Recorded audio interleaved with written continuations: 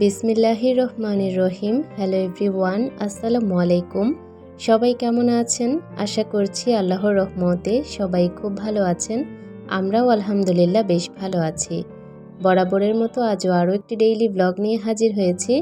আশা করব পুরো ভিডিওটা জুড়ে থাকবেন। অবশ্যই স্কিপ করা ছাড়া ফুল ভিডিওটি কন্টিনিউ করার চেষ্টা করবেন। কোথাও কোনো অংশ আপনাদের কাছে একটু হলেও ভালো লাগবে। আজকে আমি সকাল থেকে ভিডিওটা শুরু করেছি। আজকে এত কাজের চাপ ছিল, মানে আপনাদের সাথে তো ভিডিও আকারে যতটুকু পেরেছি ততটুকুই শেয়ার করেছি। তবে আমার মাথার ওপর দিয়ে কিন্তু আজকে ঝড় বয়ে যাচ্ছে। গতকালকে আমি কোনো কাজই করিনি, সব কাজ রেখে দিয়েছি। আর গতকালকের সব কাজ আজকে আমাকে করতে হবে। রোজা রেখে এত কাজ করাটা অনেক সমস্যার, কষ্টকর, তারপরেও করতে হবে, না হলে তো আমি একদমই অসুস্থ হয়ে যাব।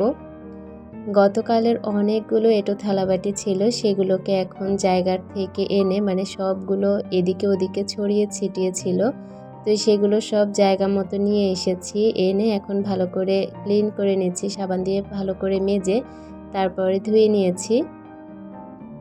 এই যে থালাবাটিগুলো দেখছেন, এগুলো কিন্তু আমি সিঙ্কে রেখে তারপর ভিডিওটা শুরু করেছি। এগুলো কিন্তু ডাইনিং টেবিলের, ড্রয়িং রুমের টেবিলের ওপর সব জায়গায় ছড়িয়ে ছিটিয়ে ছিল। যে যেভাবে খাওয়া দাওয়া করেছে সেভাবেই রেখে দিয়েছিল। ওই যে আমি করিনি তাই সব রয়ে গিয়েছে।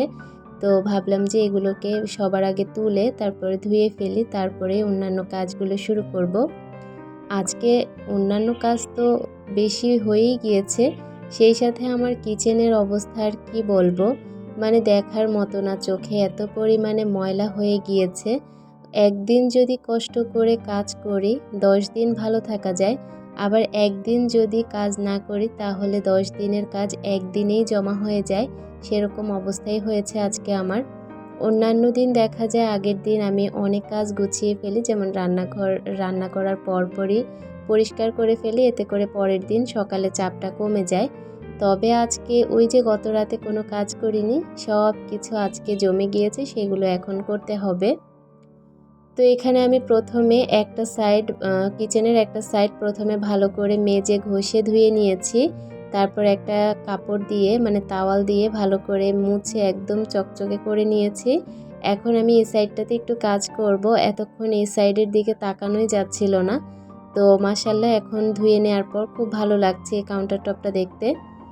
পরিষ্কার যে কোনো জায়গায় দেখবেন আপনি কাজ করলে অনেক বেশি স্বস্তি মেলে, তবে অপরিষ্কার অবস্থায় যদি কাজ করা হয় সেই কাজ কোনোভাবেই এগোতে চায় না। তো যাই হোক, আমি এখানে একটা কাউন্টার টপ পরিষ্কার করে আমি কিছু কাজ গুছাবো। ওই যে কয়েকদিন আগে অনেকগুলো আঙ্গুর আনা হয়েছে, আমি এর জন্য আপনাদের ভাইয়ের সাথে খুব রাগ হই। এখানে 1.5 কিলোর উপরে আঙ্গুর এনেছে। এতগুলো আঙ্গুর যদি লোকদের কাছে থাকতো তাহলে ভালো থাকতো, তবে আমার বাসায় আনার পরপরই ফ্রিজে রাখার সাথে সাথে এগুলোর মানে মুখের অংশটা পচে যাচ্ছে। তো এটা দেখে তো মেজাজটা খুবই খারাপ হয়ে গিয়েছে। তো আমি তো খুব যত্ন করে রাখার চেষ্টা করি, শুধুমাত্র আঙ্গুরগুলো না, আমি প্রত্যেকটা জিনিস যত্ন করে রাখার চেষ্টা করি।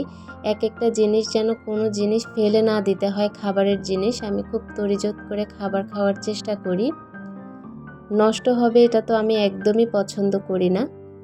তো যাই হোক, এখানে আমি আঙ্গুরগুলোকে যেগুলো গোড়াতে আছে আটিতে, সেগুলো আমি একসাথে রেখেছি একটা বড় বক্সে, আর যেগুলো ছুটে গিয়েছে আটি থেকে সেগুলোকে আমি একটা ছোট্ট বক্সে রেখে দিয়েছি। আজকেই ওগুলো খেয়ে ফেলবো, আর যেগুলো আটিতে আছে সেগুলো আরও 2-1 দিন খাওয়া যাবে। সেই সাথে এখানে অনেকগুলো বড়ই আনা হয়েছে, প্রায় 2 কিলোর মতো, আর অল্প কয়েকটা কমলা আনা হয়েছে শুধুমাত্র আমার জন্য। কয়েকদিন আগেও রমজান আসবে আসবে বলেছিলাম, তাই না? রমজানের কিন্তু 12টা রমজান চলে গিয়েছে। রহমত শেষ হয়ে মাগফিরাতের 2টা রোজা শেষ। আমি খুব করে চেষ্টা করছি প্রত্যেক দিন তাহাজ্জুদ নামাজ, সেই সাথে তারাবি নামাজ, কোরআন শরীফ পড়ার জন্য, কারণ অন্যান্য সময় দেখা যায় রাতে উঠা হয় না, আর এ কারণে কিন্তু তাহাজ্জুদ নামাজ পড়া হয় না। তো এখন যেহেতু সেহরি খেতে উঠি, অল্প কয়েকটা মিনিটের জন্য কেন আমি এই নামাজটা বাদ দিব, যেটা অনেক পছন্দনীয় একটা নামাজ। তো এ কারণে আমি চেষ্টা করি প্রত্যেক দিন 4 রাকাত করে হলেও নামাজ পড়ার জন্য। আপনারাও কিন্তু চেষ্টা করবেন এই রোজার মাসের উসিলায় আল্লাহ আমাদের সবাইকে যেন মাফ করে দেয়। আমাদের এই সময়টা হচ্ছে মাফ নেয়ার সময়। আল্লাহ যেন আমাদের সবাইকে মাফ করে দেয়। অবশ্যই কিন্তু সেটা চাইতে হবে, না চাইলে তো আর হবে না। আপনারা কে কে আমার মতো এখনো পর্যন্ত তাহাজ্জুদ নামাজ বাদ দেননি বা এক ওয়াক্ত নামাজও বাদ দেননি, কমেন্ট সেকশনে জানাবেন। জানতে পারলে আমার কাছে অনেক ভালো লাগবে। এই যে দেখতে পাচ্ছেন না, অনেক অনেক কাজ করছি। এই কাজের মাঝখানেও যদি আজানের সময় হয়ে যায়, মানে নামাজের সময় আজান দিয়ে দেয়, আমি কিন্তু আগে আমার নামাজটা শেষ করে এসে তারপর এই কাজগুলো করি। কারণ এই কাজগুলো একটু দেরিতে করলেও কোনো সমস্যা নেই, তবে নামাজের ওক্তটা চলে যাবে এটা এখন মাথায় এসেছে আমার। আগে আমি চিন্তা করতাম আগে কাজ করে নেই, পরে না হয় নামাজ পড়া যাবে। তবে আমার আশেপাশে এত এত মানুষের মৃত্যু ঘটা দেখে আমি তো এখন প্রচুর ভয় পাই। মনে হয় কি যে তাদেরও তো একটা সময় যৌবন ছিল, কৈশোর ছিল, যৌবন ছিল, বৃদ্ধ বয়স ছিল, তারা কিন্তু মরে গিয়েছে। আমাদেরও কিন্তু আস্তে আস্তে সেই সময়টাতে চলে আসছি আমরা। তো এই কারণে আমি কিন্তু এখন আর নামাজ বাদ দিতে চাই না এক ওয়াক্তও।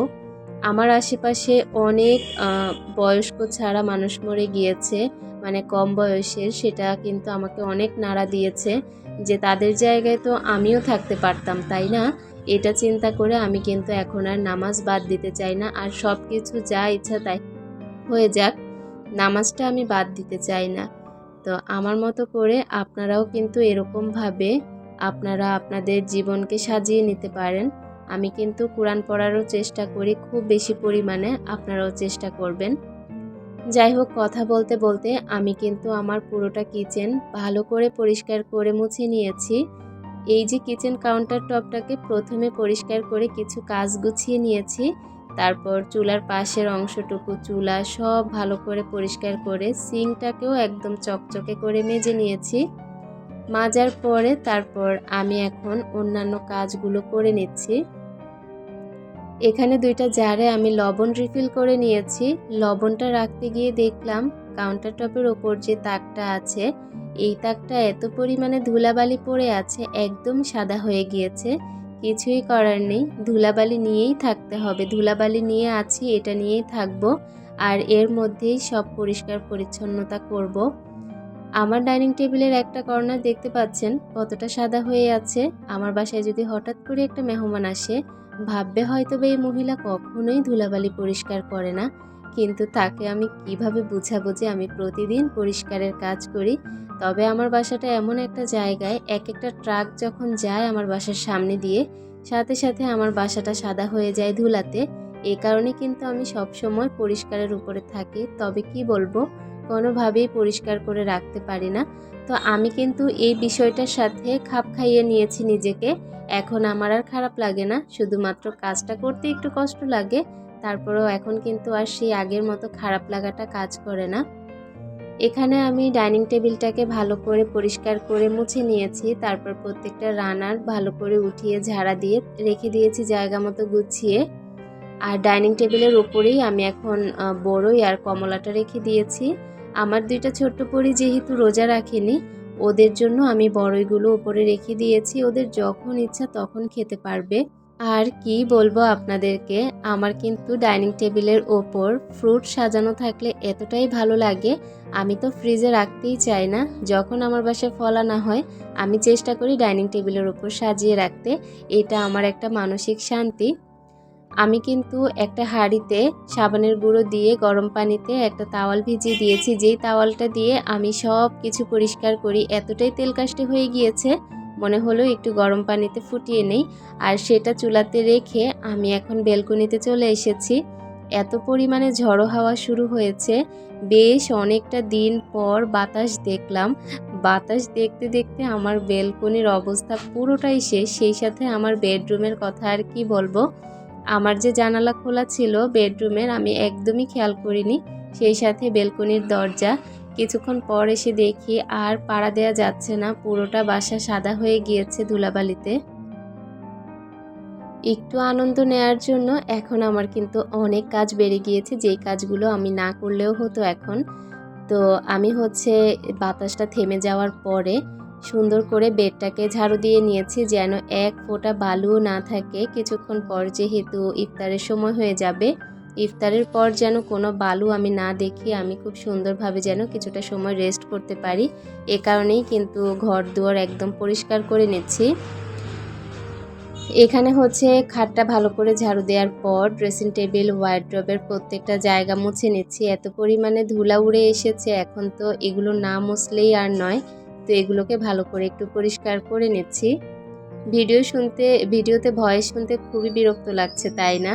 এতটাই নয়েজ আসছে বাহির থেকে, কি বলবো। যখন আমি ভয়েস দিতে নেই তখন মনে হয় কি যে অনেক বেশি গাড়ি চলাচল শুরু করে, আর এটা আমার কাছে খুবই হাস্যকর লাগে। তো যাই হোক, তারপরেও আমি চেষ্টা করছি ভয়েসটা দেওয়ার জন্য। এখানে আমি খাট সাইড টেবিল বক্সটাকেও সুন্দর করে মুছে নিচ্ছি। দেখেন, একটা মানুষের জীবনে কিন্তু সব আশা পূর্ণ হয় না। যেমন আমার খুব ভালো লাগে খাট সাইড টেবিল বক্স খাটের পাশে থাকবে, তবে আমার তো জায়গাই নেই। হেঁটে যে বেলকনিতে যাব তার জন্য অল্প একটু জায়গা আছে, এটাও যদি না থাকতো তাহলে হয়তো বা ফার্নিচারগুলো অন্য রুমে রাখতে হতো, তাই না? তো এই কারণে নিজের শখটাকে বিসর্জন দিতে আর কোনো সমস্যা নেই। এই কর্নারে আমি একটা ফুলদানি রাখার জন্য একটা চৌকি রেখেছিলাম, অনেক আগের একটা চৌকি, তবে চৌকিটা কিন্তু খুবই শক্ত মানের, মানে খুবই ভালো একটা কাঠ দিয়ে বানানো হয়েছিল। তো এটাকে আমি এখন সিটিং এরিয়া তৈরি করে নিয়েছি। আপনাদের সাথে একটু বসেও দেখালাম। এখানে বসে এক কাপ চা খেতে কিন্তু খুব খারাপ লাগবে না, তাই না? বেলকনির পাশের এই জায়গাটাকে খুব সুন্দর করে নিয়েছি। বেলকনিটাকে তো পরিষ্কার করে নিয়েছি। অনেক রাগও ধরেছিল যে কেন আমি জানালা দরজা বন্ধ করলাম না। পরে বেলকনিতে এসে ভাবলাম যে হালকা একটু ঝাড়ু দিয়ে নেই, কিন্তু বেলকনির দিকে ভালো করে মনোযোগ দিয়ে তাকিয়ে দেখলাম বেলকনির অবস্থা এতটাই খারাপ। আপনারা দেখতে পাচ্ছেন, এগুলো কিন্তু মাত্র ধুলাটা উড়ে এসে তারপর এই অবস্থা হয়েছে। তো মনে হলো যে না, যত কষ্টই হোক না কেন এই জায়গাটা এখন খুব সুন্দর করে পরিষ্কার করে ফেলবো, তারপরে দেখা যাবে। তো এখন পরিষ্কার করে তারপর গাছগুলোকে একটু মুছে নেব, গাছের গোড়াটাও পরিষ্কার করে দিব, সেই সাথে টবগুলোকেও মুছে দিব। রোজা রেখে এত কাজ করতে ভালো লাগে না, তারপরেও সংসারের যেদিকে তাকাই সেদিকেই আমার জন্য কাজ জমে থাকে। তো এ কারণেই আমি চেষ্টা করি কাজ কোনো রকমেই গাফেলতি না করতে, কারণ একবেলা যদি গাফেলতি করি পরের বেলাতে কিন্তু আমাকে আবারও বাড়তি কাজ করতে হবে। তো সব কিছু মিলিয়ে কিন্তু আমি চেষ্টা করি টাইমের কাজ টাইমের মধ্যে করে নেওয়ার জন্য। যেমন এই যে বেলকনির ময়লা অবস্থায় যদি রেখে দিতাম, আমার মাথায় একটা টেনশন থাকতো কখন করব, এটা আমার একটা বড় পেরেশানি থাকতো। তো এখন আর সেই পেরেশানিটা নেই। আমার বেলকনিটা আমি খুব সুন্দর করে পরিষ্কার করে নেব। আমার মাথা থেকে আমার টেনশনটাও দূর হলো, সেই সাথে আমার মানসিক শান্তি, আমার ভালো লাগা সব কিছু পেলাম শুধুমাত্র একটু কষ্ট করার কারণে। আমি যদি কোনো কাজ জমিয়ে রাখি সেদিন আমার সারাক্ষণ মনে ওঠে আল্লাহ ওই কাজটা আমি কখন করব। তো আমি আমার মানসিক শান্তি নেওয়ার জন্য সবসময় আমার কাজগুলোকে গুছিয়ে করার চেষ্টা করি। এই কাজটা করতে করতে মানে বেলকনিটা ঝাড়ু দিতে দিতে মনে হলো যে গাছের পাতায় এত পরিমাণে ময়লা জমেছে, মানে এগুলো দিয়ে যদি সাবান দিয়ে সোবা দিয়ে ঘষাঘষি করি তাহলে মনে হয় পরিষ্কার হবে, মানে এত পরিমাণে ধুলাবালি জমেছে। গাছগুলোর দিকে তো তাকানোই যাচ্ছিল না।